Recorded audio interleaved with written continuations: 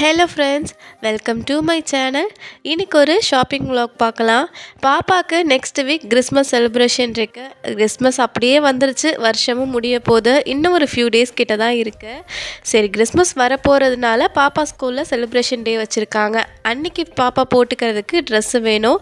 Red இல்லாட்டி white colour காம்பினேஷனில் வாங்க சொல்லியிருந்தாங்க. பாப்பாட்ட அந்த 2 கலர்லேயுமே ட்ரெஸ் இல்லைங்கிறனால சரி இன்றைக்கி போய் வாங்குவோன்னு சொல்லிட்டு தான் நாங்கள் ரெகுலராக போடுற மிட்டாய் ஸ்ட்ரீட் அங்கே தான் போயிருந்தோம். ஃபஸ்ட்டு வேறு ஒரு பிளான் இருந்துச்சு, கோயிலுக்கு போகலான்னு. ஆனால் போகிறதுக்குள்ளேயே பாப்பா தூங்கிட்டா. அதனால் சரி அப்படியே வண்டியை திருப்பிட்டு மிட்டாய் ஸ்ட்ரீட்டுக்கு விட்டுட்டோம். நாங்கள் நினச்சோம், நாங்கள் ஒரு 3 மணிக்கிட்டே வீட்டிலேருந்து கிளம்புனதுனால கொஞ்சம் கூட்டம் இல்லாமல் இருக்கும், சரி போயிட்டு கூட டக்குன்னு வாங்கிடலான்னு. ஆனால் நாங்கள் நினச்ச மாதிரியே எல்லோரும் நினச்சி வந்திருப்பாங்கன்னு தெரியல. நாங்கள் 2-3 டைம் அந்த மிட்டாய் ஸ்ட்ரீட்டே ரவுண்ட் அடிச்சிட்டோம். ஆனால் எங்களுக்கு பார்க்கிங்க்கு மட்டும் இடமே கிடைக்கல. அங்கே கார் பார்க்கிங்க்குன்னு பெரிய கிரவுண்டே இருக்குது, ஆனால் அது ஃபுல்லாக நிரம்பிடுச்சு. வண்டி உள்ளே போக இடமே இல்லை, அந்த அளவுக்கு கூட்டம் வந்துருச்சு. நாங்கள் எக்ஸ்பெக்ட் பண்ணவே இல்லை இந்த டைமில் இவ்வளோ கூட்டமாக இருக்கும்னு. அதுக்கப்புறமா மிட்டாய் ஸ்ட்ரீட்டுக்கு வெளியே அவுட்டோரில் வண்டியை பார்க் பண்ணிவிட்டு அதுக்கப்புறம் நாங்கள்லாம் நடந்து வந்தோம். இந்த ரணகாலத்தில் பாப்பா எந்திரிச்சிட்டா தூக்கத்துலேருந்து, வண்டி குலுங்கலை. அதுக்கப்புறம் என்ன, ஸ்ட்ரீட்டுக்குள்ளே நடக்க வேண்டியதான்.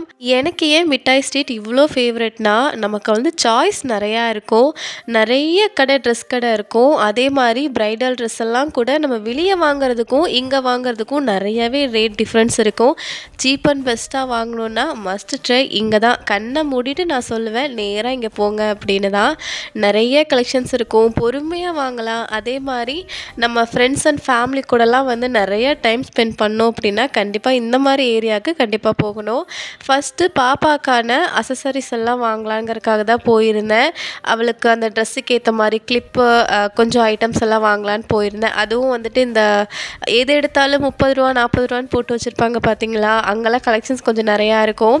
இந்த வந்து ஹேர் பேண்ட் வந்துட்டு நான் சின்ன வயசில் அம்மா எனக்கு வாங்கி கொடுத்து நான் போட்டிருக்கேன். அதுக்கப்புறம் இதை நான் எங்கேயுமே பார்க்கல. இங்கே பார்த்த உடனே ஆசைக்கு ஒன்று வாங்கியாச்சு. பாப்பாவுக்கு வேணுங்கிறதெல்லாம் வாங்கிட்டு அப்படியே பொறுமையாக நடந்து போய்கிட்டு இருந்தோம். நமக்கு எங்கே போனாலும் இந்த பேகை கண்டா மட்டும் கண்ணு உறுத்திக்கிட்டே இருக்கும். பார்த்தேன், ஆனால் வாங்கி தர மாட்டேன்னு சொல்லிட்டாரு. சரி ஓகே பரவாயில்லன்னு சொல்லிட்டு நெக்ஸ்ட் அப்படியே பாப்பாவுக்கு ட்ரெஸ் எடுக்க போயிருந்தோம். பாப்பாவுக்கு ரெட் வித் ஒயிட்டில் தான் வந்துட்டு கலரில் ட்ரெஸ் கேட்டிருந்தேன். 2 சைஸுமே எடுத்து கொடுத்துருந்தாங்க. இங்கே என்ன பிரச்சனைனா, என்ன மாதிரி வெயிட் கம்மியாக இருக்கிறவங்களுக்கு சைஸு கிடைக்கிறது கொஞ்சம் கஷ்டம். மேக்ஸிமம் ML, XL, XXL அதுதான் அதிகமாக இருக்கும். பாப்பாவுக்குமே வந்துட்டு அவளோட சைஸ் வந்துட்டு ஒரு ஃபியூ ட்ரெஸ் மட்டும்தான் இருந்துச்சு. அதில் எது நல்லாயிருக்கோ அதை பார்த்து வாங்கிட்டோம். பாப்பா ஸ்கூலில் அவளுக்குன்னு 2 ஃப்ரெண்ட்ஸ் இருக்காங்க. அவங்க வந்து இப்போ ரீசெண்ட் டைமில் ரெகுலராக கொடை கொண்டு வராங்க. அதை பார்த்ததுலேருந்து வீட்டில் ஒரே அடம், அம்மா எனக்கும் கொடை வேணும் எனக்கும் கொடை வேணும்னு. ட்ரெஸ்ஸு வாங்கின கடைக்கு ஆப்போசிட்லேயே ஒரு கடை இருந்துச்சு, அங்கே தான் போய் கேட்டோம். சரி பாப்பாவுக்கு ஏற்ற மாதிரி ஒரு கொடை இருந்ததுனால அப்படியே வாங்கியாச்சு. இவ்வளோ தூரம் பர்ச்சேஸ் பண்ணியிருக்கோம், கண்டிப்பாக பசிக்கும் இல்லைங்களா. நடந்த நடைக்கு அங்கே ஒரு மோமோ கடை இருந்துச்சு. அங்கே ஆளுக்கு ஒரு ஃப்ரைடு சிக்கன் மோமோஸ் மட்டும் வாங்கி சாப்பிட்டுட்டோம். சிக்கன் சாப்பிட்டாச்சு. இனி எங்கே கோயிலுக்கு போகிறதுன்னு நினச்சிக்கிட்டு இருக்கும்போது ஹஸ்பண்ட் சொன்னார், இல்லை அந்த ஸ்ட்ரீட் ஃபுல்லாக லைட் டெக்கரேஷன் போட்டு ரொம்ப அழகாக இருக்கும், சும்மா பார்த்துட்டு வருவோம். ஏன்னா கோயில் பார்த்தீங்கன்னா பீச்சுக்கு அப்படியே ஆப்போசிட். கோயிலுக்கு போகலைனாலும் பிரச்சனை இல்லை, பீச் ஓரமாக உட்காந்து அப்படியே அந்த அழகை ரசிப்போவான்னு கூப்பிட்டு போயிட்டாரு. அந்த அழகை ரசிக்க கிட்டத்தட்ட 1 கிலோமீட்டர் நடக்க விட்டுட்டாருங்க.